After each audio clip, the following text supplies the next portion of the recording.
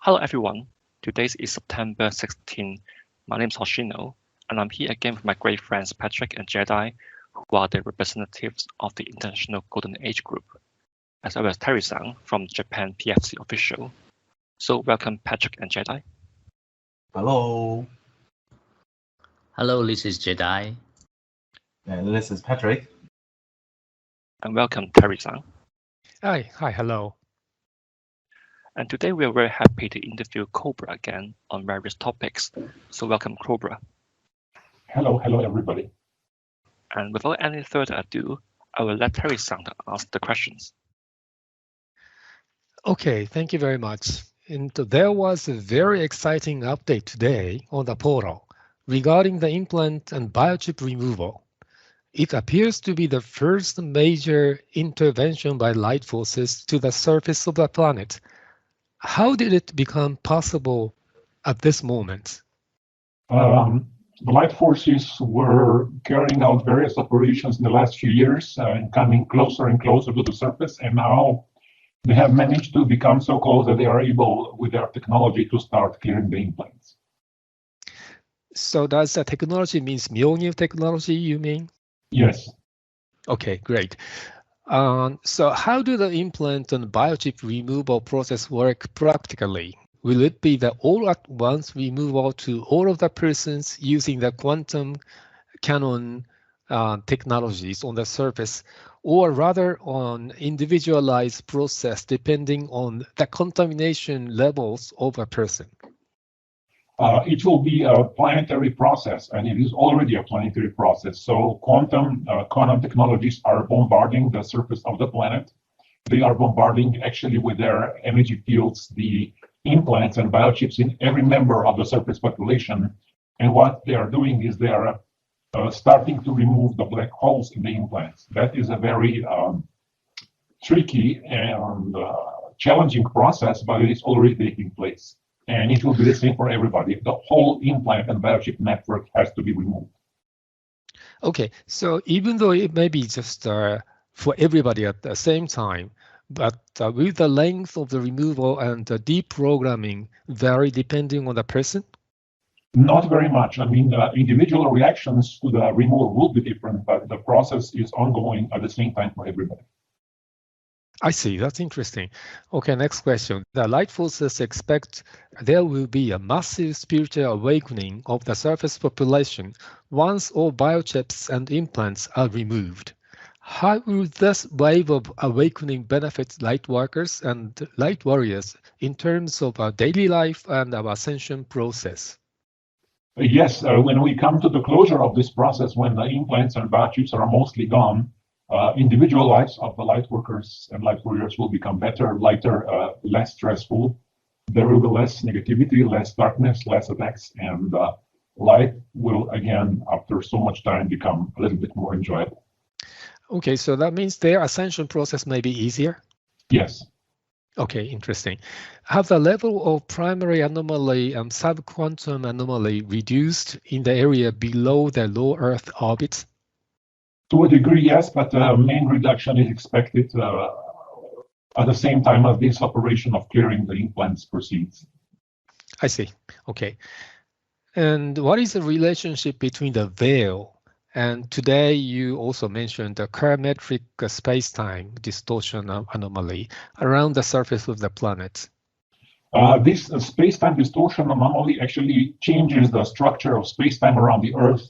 And that distorted space-time makes it easier for the technologies of the dark forces to operate and to maintain the veil. Without that anomaly, the dark forces would not be able to use their technologies and the veil would be removed. Oh, I see. So that means the veil is the aim and the parametric space-time distortion is a kind of supporting tool. Yes, in a way, yes. Okay, great.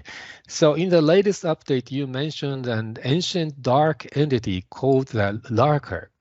Is it very dangerous? What is the relationship of the Lurker with the Archons and the Chimera? It is not very dangerous at this point because much of this has been resolved already.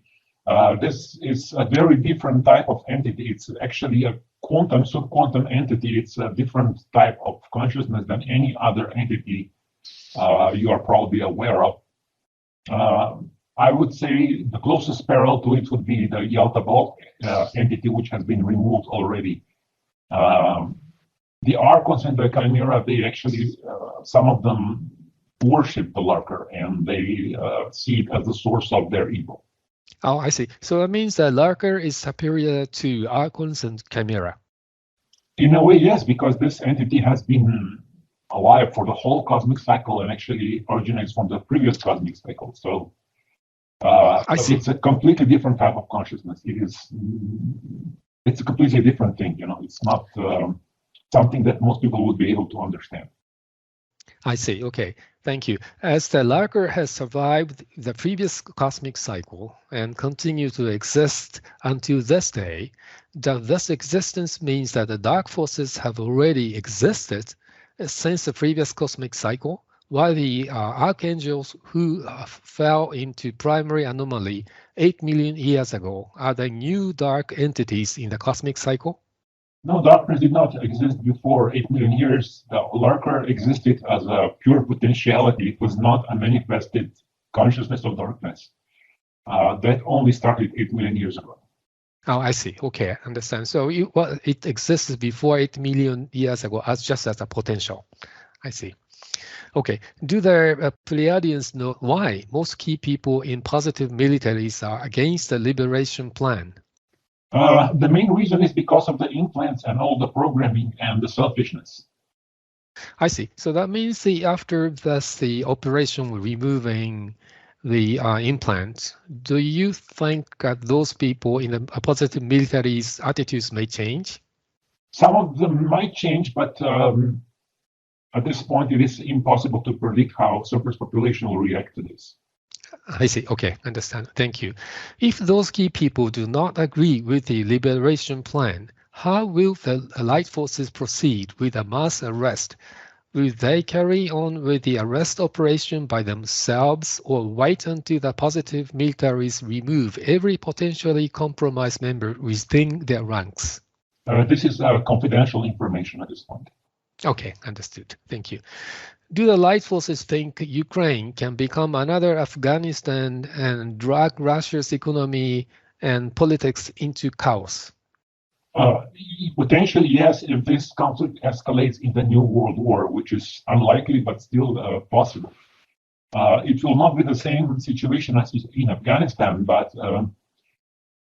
there is certain potential there that things can get a little bit more complicated. I see. Okay, thank you. The next question regarding Queen's death. The Queen Elizabeth II passed away on September 8th. In terms of the liberation plan, what is the view of the light forces on her, who has the longest reign in modern history?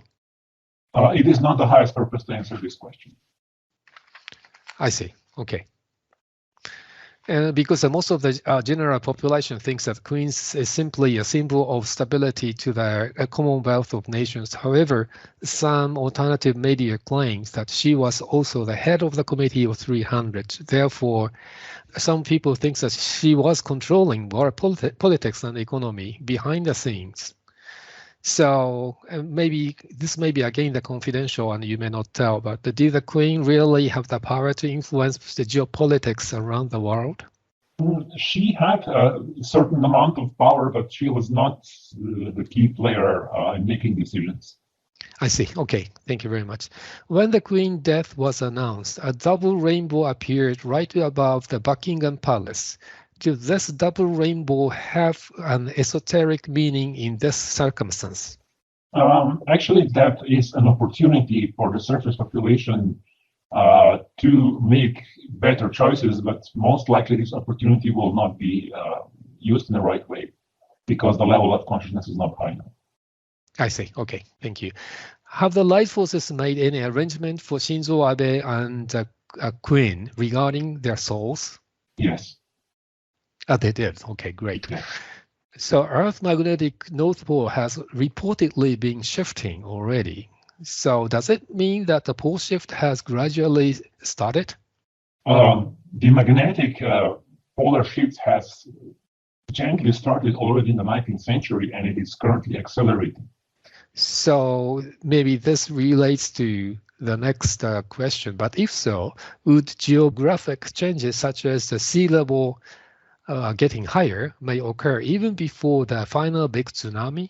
What is expected before the final polar shift is increased volcanic activity in earthquakes. Yeah, but what about before that? But already, so that means the... That is expected before the polar shift. Oh, I see. Okay. So that means okay. That's very interesting. So in the planetary situation update on June 23, it is stated as follows. The light forces have managed to infiltrate the Chimera chain of command undetected and are now corroding the Chimera structure from within. Most of the negative scenarios for the planet have collapsed, but there are still one quite improbable but very dangerous scenario that has yet to be resolved. So based on today's update, can we say that one dangerous scenario has been resolved? Not yet. Oh, I see. Okay, understand. Thank you very much. This is the end of my question. Then next one from Jedi. Okay, thank you, Terry. You mentioned in Divine Intervention Activation Report that after the critical mass of signatures was reached, the Pleiadians have communicated that the legal basis for their intervention on the surface of the planet is now established. Does it mean that the Pleiadians can now legally intervene in the surface situation, but this does not extend to other civilizations in the Galactic Confederation? That is not correct. All civilizations in the Galactic Confederation now have a legal basis to intervene. Oh, yes. Okay. Did the Galactic Confederation in general support the idea that the Pleiadians sought their legal basis from the surface population through meditation and a petition campaign? Yes, of course. Oh, yeah. Okay, next. Did they recognize the signatures which exceed the critical mass as the signal from the surface population or just from starseeds? Actually, both. It's because starseeds are also part of the surface population, so it is a valid. The signatures were valid, and they are seen as collective choice of the surface population. Okay, good.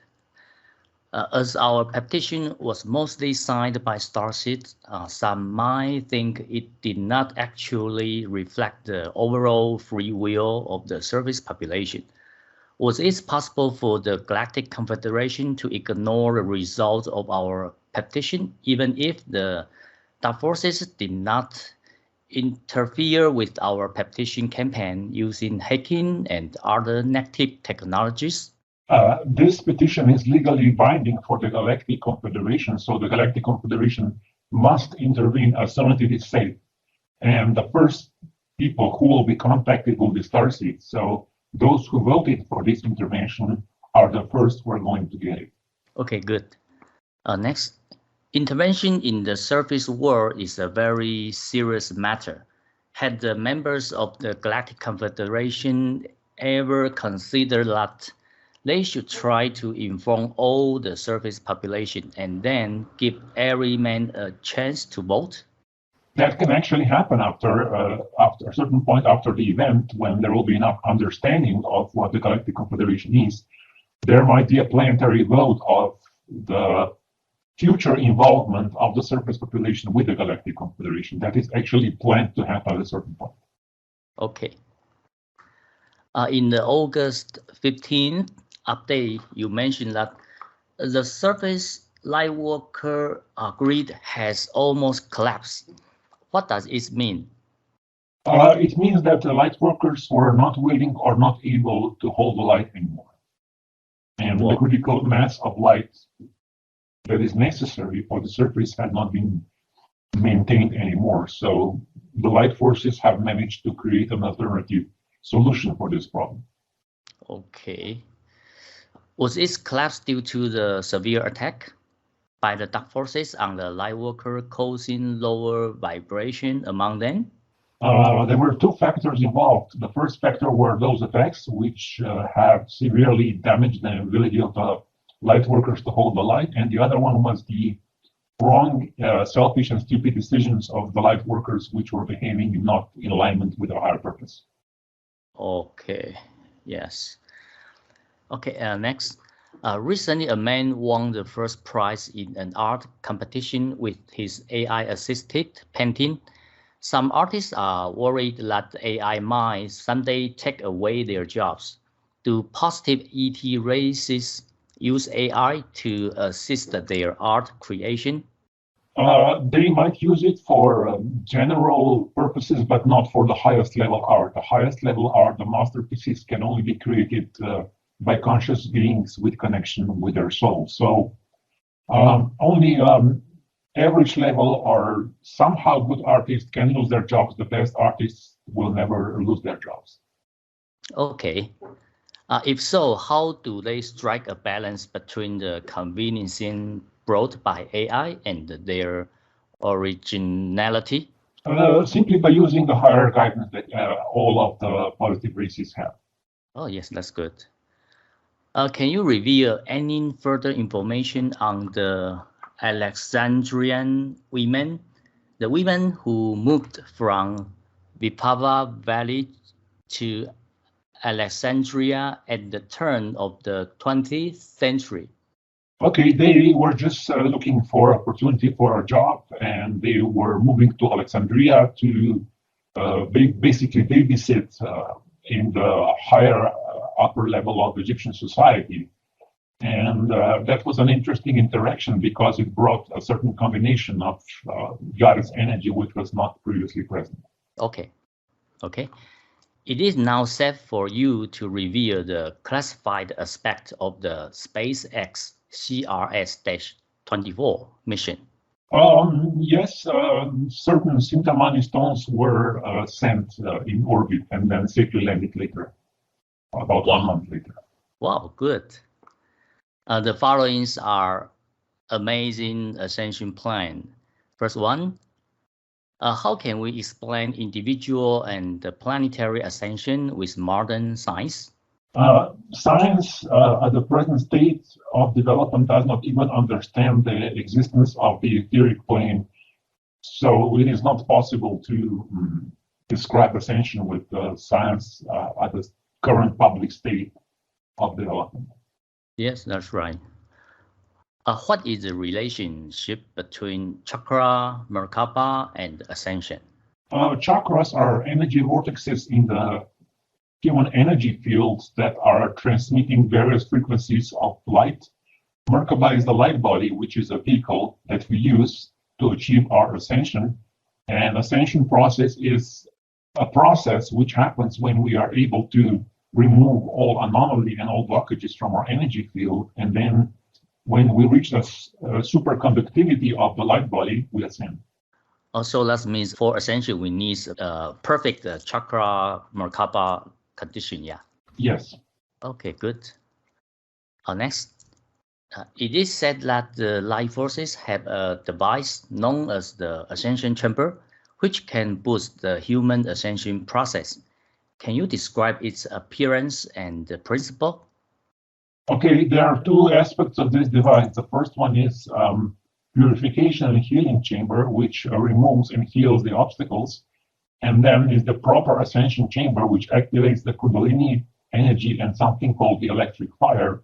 So it means that a very strong, highly charged energy flows through the energy body, not through the light body, to the Merkaba body, and it activates it. So that is a highly advanced technology which is used by ascending beings throughout the galaxy. Wow, that's amazing. If I am qualified for the first wave of ascension, can I reach the state of ascension if I use the ascension chamber right after the first contact? Okay, some rare individuals might achieve their ascension even before the first wave using that ascension chamber, but most people that will go in the first wave will do this as a group, as a planetary group process at the same time when the time is right. Okay, good. Next, as the light forces have highly advanced spiritual technology, will most of the surface population still have to undergo years of training to reach ascension? Most of the surface population needs lifetimes, hundreds and thousands of years to reach ascension on other planets. They are not ready. Okay. Regardless of the level of technology, human consciousness is human consciousness, and that needs to be transformed from within. Technology can help, but real work needs to be done by people going through the ascension process. So the percentage of surface population that will undergo the true ascension process will be very little, very low. Okay. Next.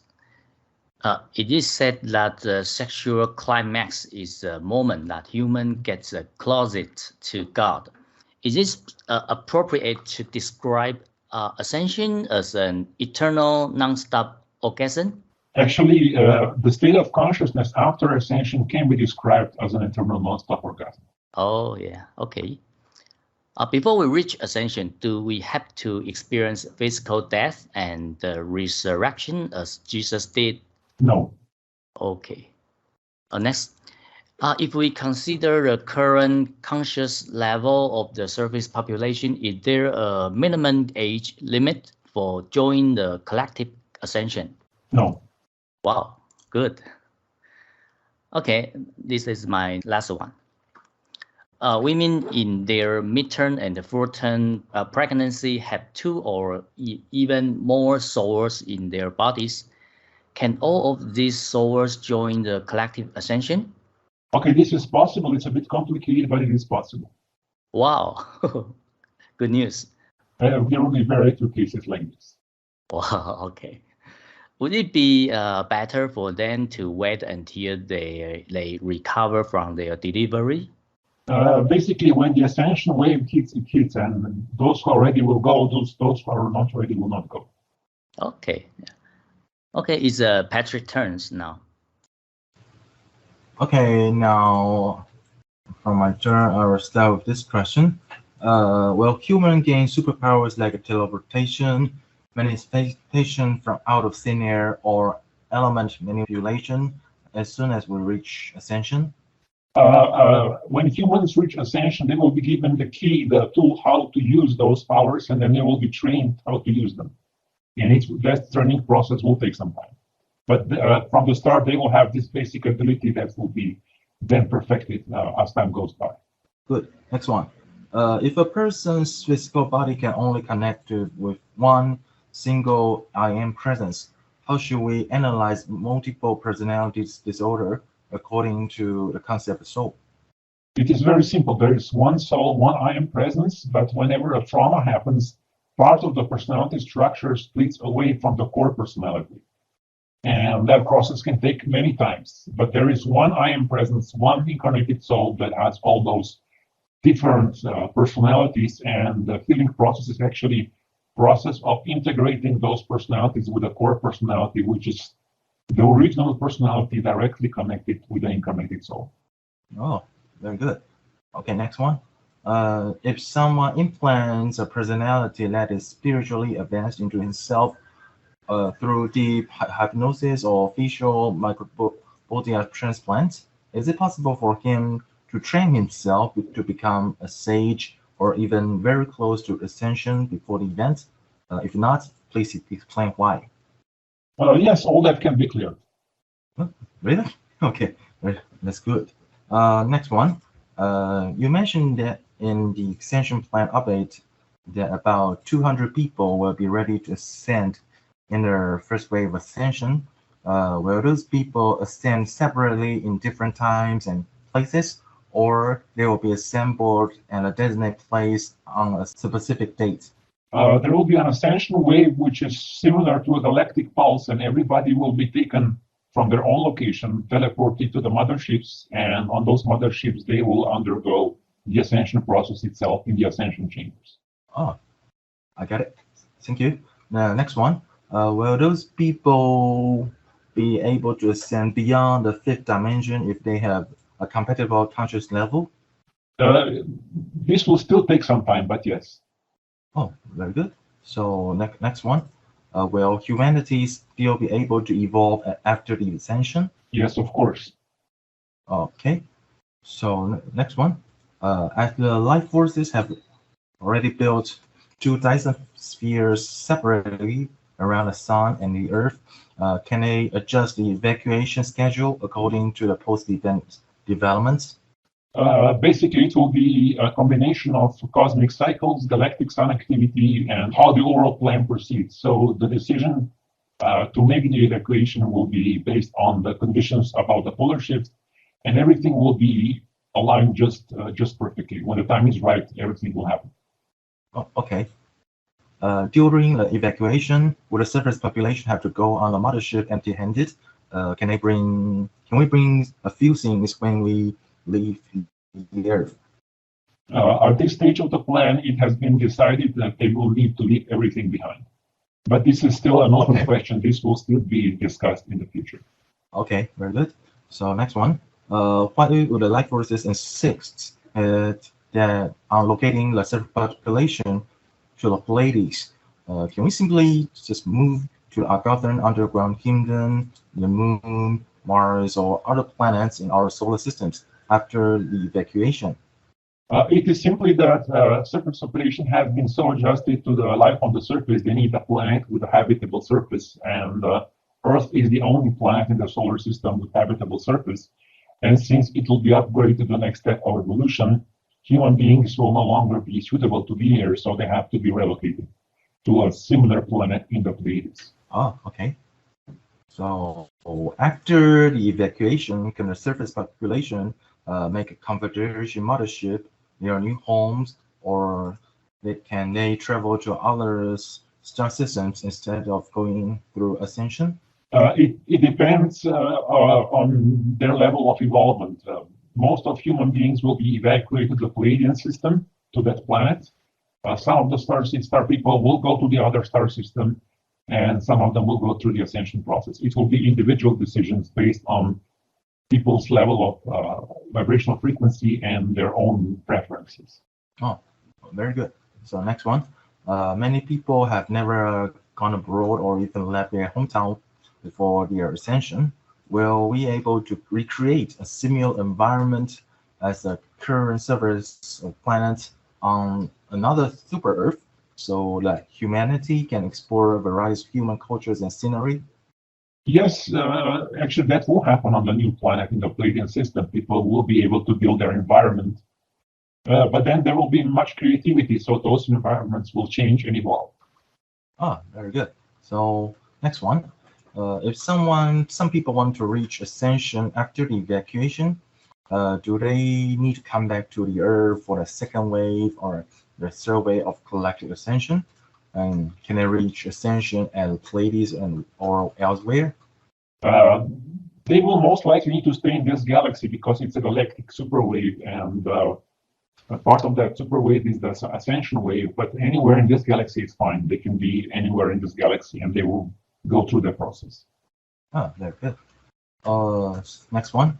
If a person does not reach ascension even after a third wave of collective ascension, will he or she still have the chance to ascend?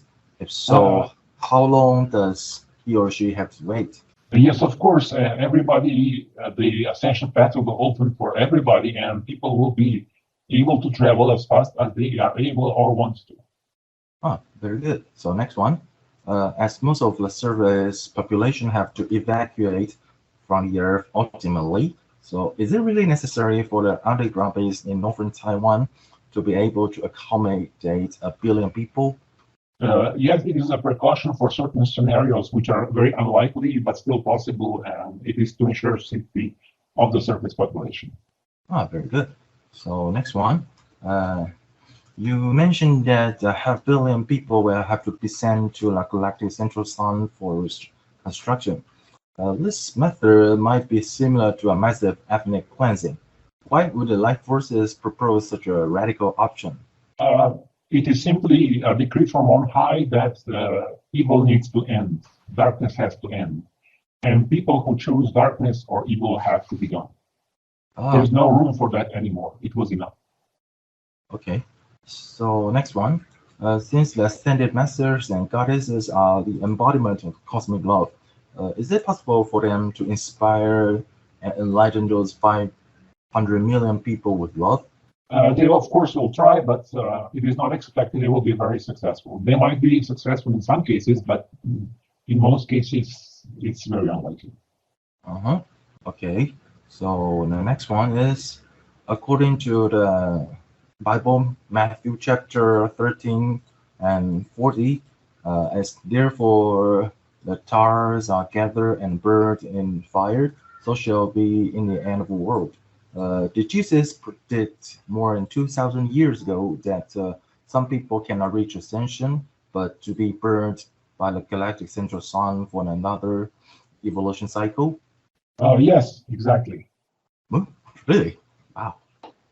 Okay, the next question. Many people felt worried after reading the Ascension Plan update because they thought they might belong to be a restricted group. The life forces should understand that 500 million people are quite considerable, even on a global scale. A lot of people might not be aware they might have potential psychopath or sociopath personality.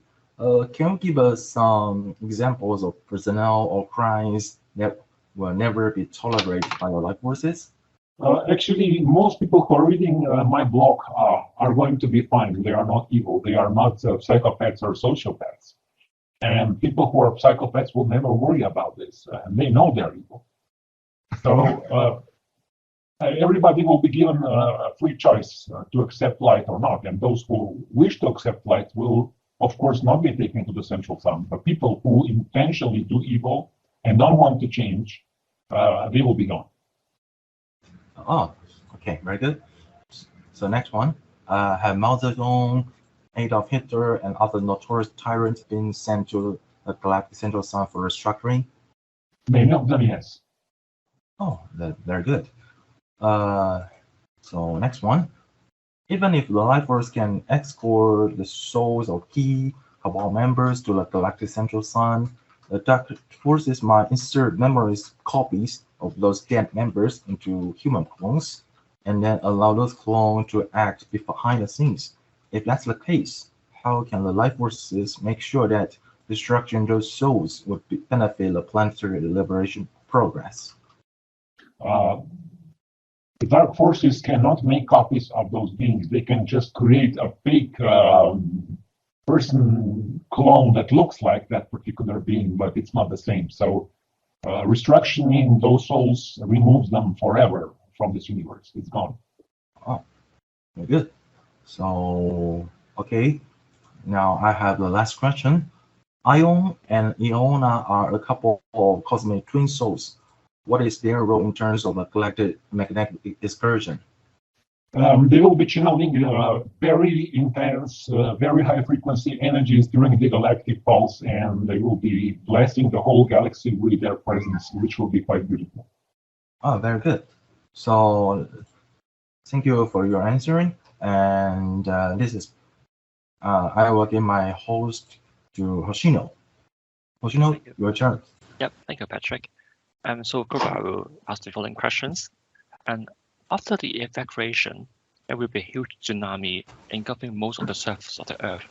How can such a disaster somehow purge the Earth? It will basically purge the surface of the planet from the pollution and distortions that humanity have created. And it will give nature an opportunity to recover and revive.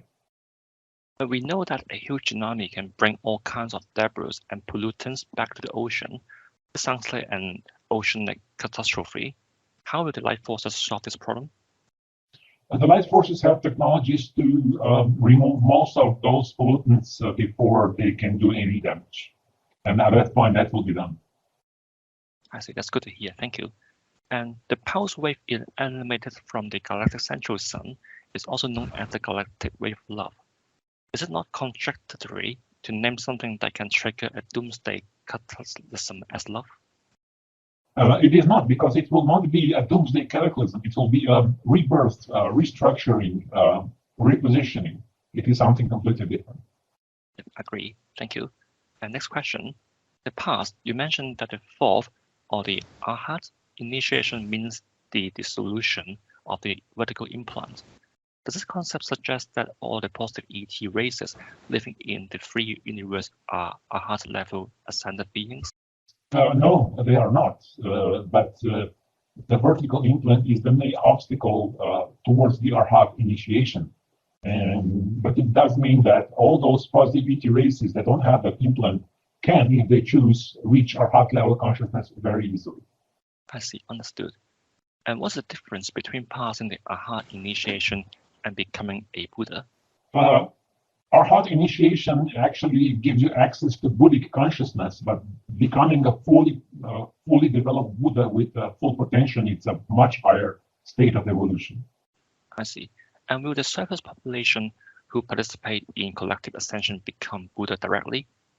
If not, how large is the gap between the newly ascended human and the Buddha? As I said, the gap is quite big, and it will take some time for people who ascend to reach that level. Okay, understood. And how to ascended master explain Nirvana in a way that most modern people can understand? It is a state of consciousness which encompasses everything. It is a state of consciousness of one. It is pure bliss and joy which transcends space and time. I see, thank you. And what would be the future of the moon, the sun, and our solar system after the Earth completes its ascension? The whole solar system will be refreshed in a way because the solar pulse, solar flash will trigger certain effects throughout the solar system. But generally speaking, most planets will still look the same. Some of them might experience their own polar shifts, but the solar system will look pretty much the same as it does now with some minor changes. Okay, thank you. Next question. The world population will certainly exceed 8 billion this year. If only about 2,000 people out of 8 billion will be qualified to participate in the first wave ascension, then continue to live on planet Earth. Some people may doubt that those people are the group of Trojan horses sent by the ET races who intend to occupy the Earth. Can you elaborate on what requirements must a person meet to be included in the first wave list? What kind of ideas people have? I would say that people who will be in the first wave list are people with highly developed consciousness, with a lot of inner innocence and connection with the light. Okay. And most of the surface population will move to a planet in the Pleiades after the evacuation. Can you review the name of our future home planet and describe its environment, climate, and life standards if possible? This planet looks pretty much the same as Earth does now, without the pollution, without the stress, without wars. Humans which will be living there will be guided by the higher developed beings, and they will receive guidance, but they will be able to take care of their own development in a harmonious way. I see. Sounds amazing. I'm looking forward to it.